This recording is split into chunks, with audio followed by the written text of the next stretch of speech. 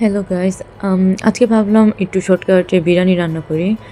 তো অনেক দিন ধরে বিরিয়ানি খেতে ইচ্ছে হচ্ছিলো, তো ভাবলাম আজকে একটু বিরিয়ানি রান্না করি। তো বিরিয়ানি রান্নার জন্য আমি প্রথমে একটি পাত্রে 2 টেবিল চামচ তেল দিলাম, সাথে 1 কাপ পেঁয়াজ কুচি দিলাম। এটাকে ভালোভাবে ভাজা হয়ে গেলে তার থেকে কিছু পরিমাণ পেঁয়াজ বেরেস্তা উঠিয়ে নেব একটি পাত্রের মধ্যে। এটা পরে বিরিয়ানির উপর দেওয়ার জন্য রেখে দেব।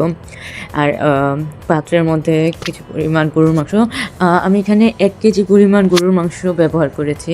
1 কেজি পরিমাণ গরুর মাংসের বিরিয়ানি রান্না আজকে আমি করব।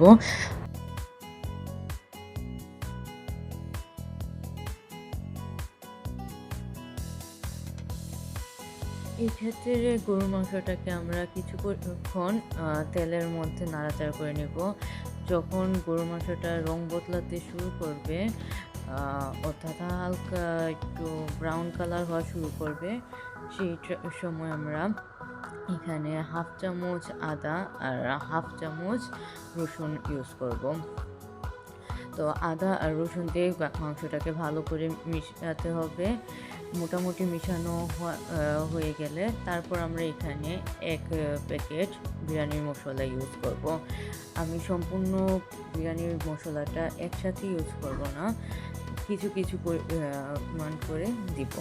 ফার্স্টে অর্ধেকটা বিরিয়ানিতে দিয়ে ফেলবো, পুরো প্যাকেটের অর্ধেকটা ইউজ করে ফেলবো, বাকিটা পরে আমি ইউজ করব। তো বিরিয়ানির মশলাটা দেওয়া হয়ে গেলে এটাকে ভালো করে মিশাতে হবে। এবং বিরিয়ানিতে আমি এক্সট্রা কোনো ওয়াটার ইউজ করিনি, গরুর মাংস থেকে কিছু পরিমাণ উঠেছে। আমি ভুলে গেছিলাম বলতে, সাথে হলো আমি কিছু পরিমাণ টক দই ইউজ করেছি। 3 টেবিল চামচ টক দই ইউজ করাটা ভালো, বাট আমার কাছে 2 চামচ ছিল, আমি 2 চামচ ইউজ করেছি। আপনারা 3 চামচ ইউজ করার চেষ্টা করবেন। এই ক্ষেত্রে গরুর মাংস থেকে যতটুকু পানি ওঠে এবং তেলের মধ্যে যতটুকু রান্না হয়, অতটুকুর মধ্যেই মোটামুটি মাংসটা সিদ্ধ হয়ে আসবে। তো আমি মাংসটাকে সিদ্ধ হওয়ার জন্য ঢাকনা দিয়ে রেখে দেবো। কিছুক্ষণ পরপর উঠিয়ে উঠিয়ে দেখবো যে মাংসটা কতটুকু সিদ্ধ হয়েছে।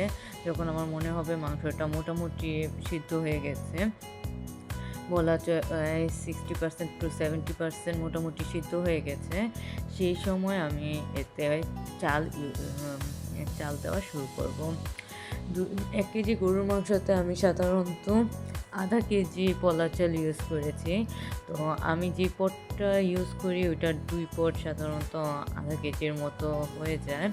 তো আমি ওইখানের পটের 2 পট পোলা চাল ইউজ করব। পোলাও চালটা ভালোভাবে গরুর মাংসের সাথে মিশিয়ে নিতে হবে। 2-3 মিনিট ধরে এটাকে গরুর মাংসের সাথে মিশিয়ে নিলে বিরিয়ানিটা ঝরঝরে হবে। যখন পোলাও চালটা একটু ফুটা শুরু করবে, একটা আলাদা সাউন্ড বের হবে, সেই টাইমটাতে বুঝতে হবে পোলাও চালটা ভালোভাবে ভাজা হয়েছে। পোলাও চালটা ভালোভাবে ভাজা হলে বিরিয়ানিটা ঝরঝরে হয়। তো আমি এটাকে কিছুক্ষণ পরিমাণ 2-3 মিনিট এটাকে তেলটার মধ্যে ভেজে নিই। ভেজে নেওয়ার পর যখন আমার মনে হয়েছে না এখন চালটা ফুটা শুরু হয়েছে, তখন আমি এতে পানি যোগ করব।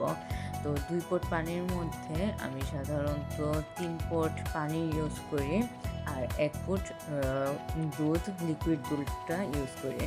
যদি লিকুইড দুধটা না থাকে তাহলে আপনারা এতে পাউডার দুধ 3 চামচ অথবা 2 চামচ পাউডার দুধটা পানির মধ্যে গুলিয়ে তারপর এটাকে ইউজ করতে পারেন। তবে লিকুইড ফুল ক্রিম টা সবচেয়ে ভালো, ওটা ইউজ করাটা বেটার। তো আমি ওই পরিমাণে ইউজ করি।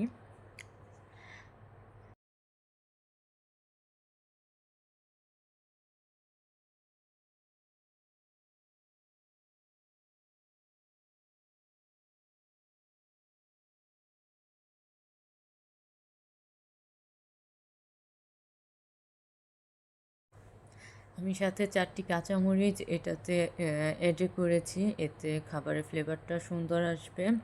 এটা আর একটু ঝাল ঝাল হবে, বিরিয়ানিটা একটু ঝাল ঝাল হলেই আসলে বেশি ভালো লাগে। তো এখন আমি যে পেঁয়াজ বেরেস্তাটা নিয়েছিলাম সেটাতে আমি আগেই 1 চামচ চিনি দিয়ে রেখেছিলাম। এখন সাথে 1 চামচ পাউডার দুধ আর বিরিয়ানির মশলার যে অর্ধেকটা ছিল তার থেকে কিছু পরিমাণ বলা যেতে পারে 1 চামচ অথবা 1 চামচ আর হাফ চামচ আমি ওটাতে ইউজ করেছি। ওটা ওইখানে রেখে দিয়েছি এবং বাকি যে অংশ বিরিয়ানির মশলাটা আছে সেটা এই মুহূর্তে আমি অ্যাড করব। এতে হবে কি বিরিয়ানির একটা সুন্দর ফ্লেভার বের হবে। প্রথমেই যদি পুরাটা দিয়ে দেই সেক্ষেত্রে কিন্তু এটার গন্ধটা ওরকম হবে না, কালারটাও অত বেশি সুন্দর আসবে না। তো কিছু পরিমাণ আসলে পরে ইউজ করাটা ভালো। তো এখন আমি এটাকে বিরিয়ানিটাকে হওয়ার জন্য রেখে দিব। যখন মোটামুটি পানিটা একটু কমে আসবে, এটা ঘন হয়ে আসবে যেমন এই মুহূর্তটাতে, এখন আমি এতে ওই পেঁয়াজ বেরেস্তাটা দিয়ে দিব। এখনও চুলা চালানো অবস্থায় রাখবো, হাই হিটে না, মিডিয়াম হিটে রাখবো। পেঁয়াজ বেরেস্তাটা দিয়ে দিব, সাথে গুঁড়া দুধ আর একটু গোলাপ জল দিব। গোলাপ জলটা আমি একটু পরে ইউজ করেছি। সাথে ঘি দিব। ঘি 1 চামচ ইউজ করাটাই ভালো, ঘিটা পরে ইউজ করাটা বেশি বেটার, ফ্লেভারটা ভালো আসবে। এখন আমি চুলার আঁচটাকে একদম মিডিয়াম, একদম লো করে দিব, যতটুকু লো করা যায় লো করে আমি এটাকে রেখে দিব 4-5 মিনিটের মতো। ঘিটা যখন গলে যাবে এবং পানিটা মোটামুটি শুকিয়ে আসবে, তো সেই সময়ে আমি চুলাটাকে অফ করে দিব। এখনও কিন্তু হালকা কিছু পরিমাণ পানি আছে, এই পানিটা চুলার যে আগুনের তাপ আছে সেই তাপটাতেই আসলে সিদ্ধ হয়ে যাবে। তো আমি এটাকে দমে ফালিয়ে রেখেছিলাম চুলাটা অফ করে প্রায় 10 মিনিটের মতো। 10 মিনিট পর আমি এটাকে এসে নাড়া দিলাম। এই যে দেখুন কি সুন্দর ঝরঝরে